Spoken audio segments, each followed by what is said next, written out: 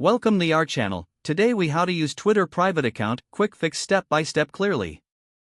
To set your Twitter account to private, start by opening the Twitter app or website. Log into your Twitter account with your username and password. Once logged in, locate your profile icon in the top left corner. Click on the profile icon to open the menu. From the menu, select Settings and Privacy. In the Settings menu, click on Privacy and Safety. Look for the Audience and Tagging section. Find the option labeled Protect Your Tweets. Toggle the switch to turn it on. A prompt will appear to confirm your choice. Read the message and click Confirm. Your tweets are now protected. Only your approved followers will be able to see your tweets. If you want to approve new follower requests, go to your profile. Click on the Followers section. From there, you can view and manage your follower requests. Any current followers will still have access to your previous tweets. To unprotect your account, simply return to the same Protect Your Tweets setting. Toggle the switch off and confirm your choice.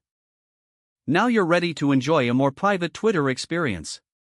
If the page does not load, refresh the browser or try again in a private or incognito window. Make sure you are using the correct email address, then retype it carefully to avoid small typos. If your password is not accepted, use the reset option and create a new strong password you can remember. Check your spam folder for verification or security emails, then complete any requested confirmation steps.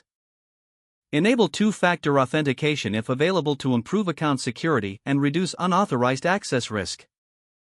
After signing in, review your profile details so your contact information and settings are accurate and current. If you see an error message, note it down and try again after restarting your device and internet connection. Log out when you finish, especially on shared devices, to keep your account and payment information secure.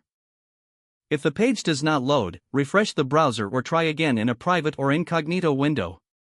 Make sure you are using the correct email address, then retype it carefully to avoid small typos. If your password is not accepted, use the reset option and create a new strong password you can remember.